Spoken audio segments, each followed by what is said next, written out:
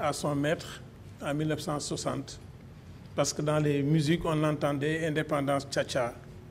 Et le singe, lui aussi, voulait avoir son indépendance. Et le maître lui a dit, OK, je te donne l'indépendance. Il a préparé, il l'a mis dans son véhicule et l'a amené au beau milieu d'une clairière, l'a fait descendre. Il a dit, voilà, prends ton indépendance. Il a ouvert la malle arrière et il y avait derrière 3 gros chiens.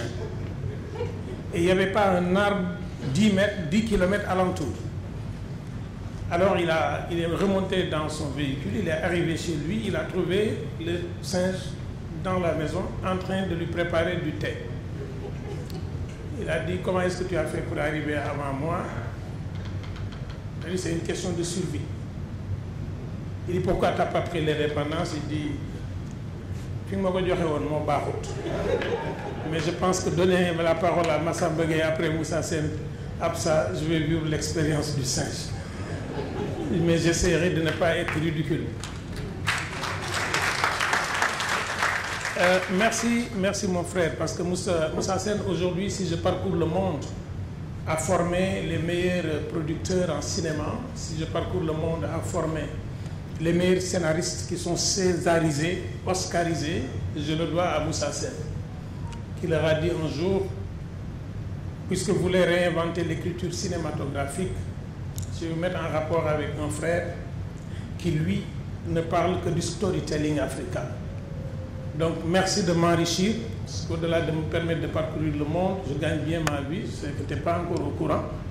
Aujourd'hui, tu l'apprends, parce que Khalis sénégalais, bu ñëwee ak ba mu ñëwee lu tuut lu sama xaalis bi ñëwee te nga jekk ba caag rek dégg sama xaalis bi de ba mu ñëwee waaye Moussa xaalis bi ñëwoon na waaye ba mu ñëwee donc merci beaucoup.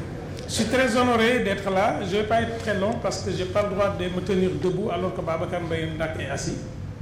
C'est mon aîné, c'est mon maître absolu dans l'art du conte. C'est lui qui m'a pris par la main un jour pour me dire, tu n'es pas de ceux qui doivent regarder, tu es de ceux qui ont l'obligation de dire. Donc Babacar, je te demande l'autorisation de prendre la parole. Merci beaucoup. J'ai un grand problème parce que je suis entre mon fils et mon fils. Voilà, Abibou, nous avons choisi d'être enseignants parce que nous étions toujours convaincus qu'il y avait des gens comme toi, capables d'être disciplinés, d'apprendre et capables de devenir des leaders. Aujourd'hui, en tant que professeur qui t'a eu au lycée des Parcelles Assainies, ma grande fierté, ce n'est pas d'être debout, d'avoir droit à la parole. Ma grande fierté, c'est de voir ce que tu as organisé, de voir que l'élève a dépassé le maître. Je suis très honoré en tant qu'enseignant d'être là. Je voudrais remercier M. le ministre de la Communication qui, sans me connaître, a pris son téléphone et m'a appelé pour me demander de venir, mais je lui ai dit, Abibou rek bu woote woon mu doy, bon lui il m'invite pas, il me convoque dans les fils perturbateurs. Donc je voudrais remercier le ministre qui est tellement courageux, très courageux, parce que ku sant Seck nga jël ko di ko def ay directeur de cabinet, ça il faut un courage sociologique.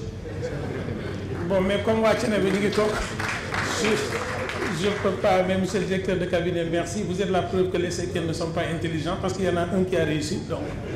Et en mathématiques, on dit que c'est l'exception qui confirme la règle. Donc, voilà. J'ai appris aussi que le CORED était en polygamie administrative et qu'elle avait déjà 2 jambes, une jambe au ministère, une jambe au CORED. Ça, c'est le secrétaire général du SYNPICS. Imam, on verra ça, on en parlera. Je prends la parole juste pour 3 raisons.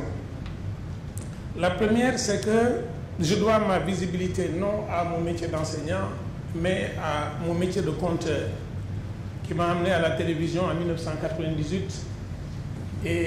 Mais c'est l'enseignant qui était allé à la télé. C'est l'enseignant qui a amené ses élèves pour leur dire, vous avez aussi le droit de sortir à la télé, même si vous êtes de la banlieue. Et ce sont ces élèves-là qui m'ont rendu visible. Je dis souvent, tout le monde veut être une lampe, mais moi, je préfère être l'interrupteur qui active la lampe. Et quand je suis arrivé à la RTS, je suis arrivé parce que les enfants avaient un espace, parce qu'on avait la télé étalon. parce que tous les samedis matins, Babacar et moi, nous quittions nos classes pour venir dire des contes à la télévision sénégalaise.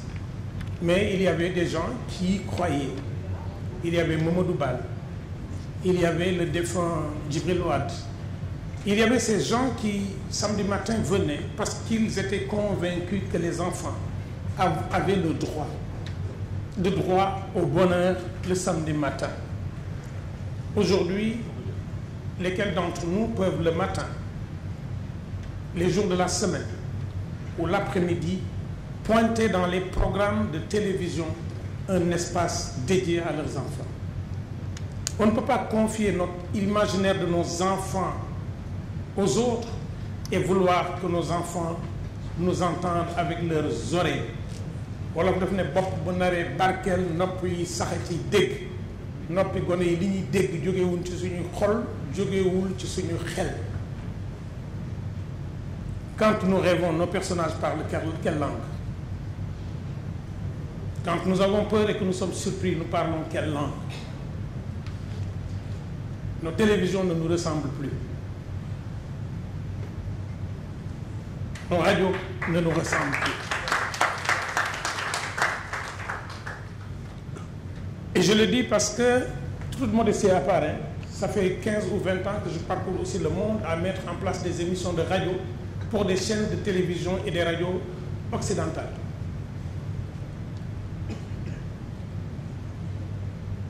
Vous trouvez ça normal? Que je parcours le monde à monter des émissions pour des télévisions et des radios occidentales sur le contenu africain. Je ne me souviens pas qu'une télévision, qu'une radio de la place m'ait demandé cela. Peut-être Radio Sénégal International où depuis 25 ans, j'ai une émission qui s'appelle Contes et légendes. 25 ans.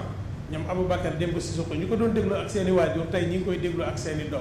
Mais peut-être que l'émission sera arrêtée la semaine prochaine. Pourquoi est-ce que je l'évoque? Ces concertations-là ne sont pas pour nous. Nous ne nous concertons pas pour nous. Nous nous concertons parce que ce pays n'est pas notre bien. Ce pays est un legs.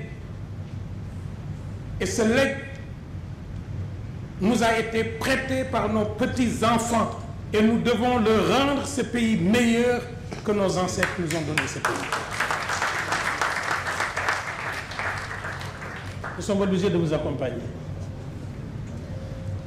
C'est la première fois que je vois chez le ministre coordonnateur de la communication de la présidence de la République, Cheikh Sadibou, mais tous les jours on se parle.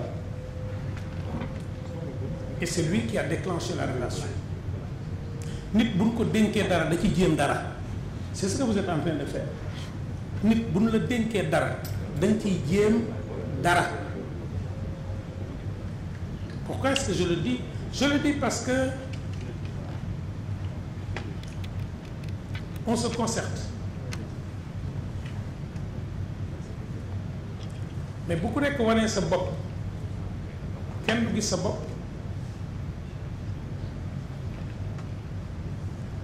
Thior, mon cher frère El Hadj, il faut ñu fàtte suñu bopp.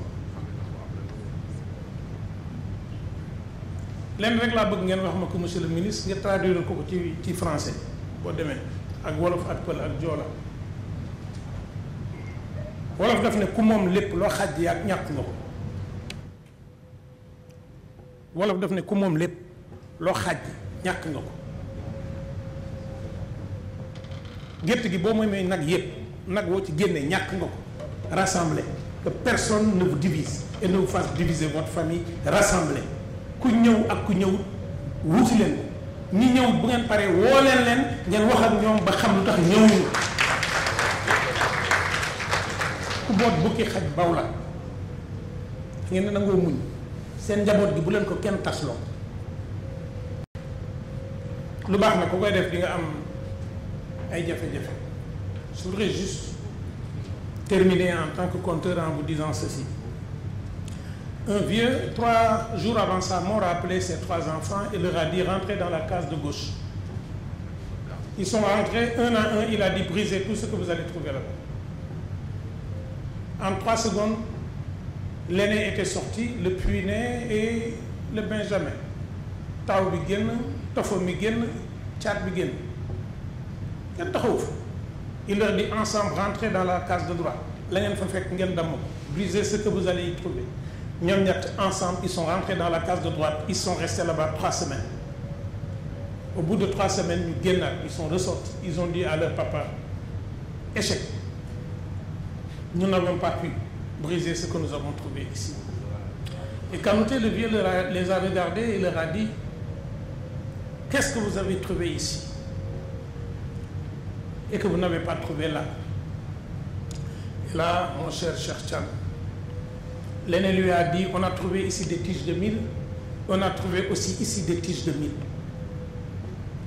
Il dit, comment est-ce que vous avez pu briser les tiges de mil qui étaient là? Comment est-ce que vous avez échoué à droite? Mon capitaine, l'aîné lui a dit, parce que les tiges de mil qui étaient là à droite étaient attachées en fagot.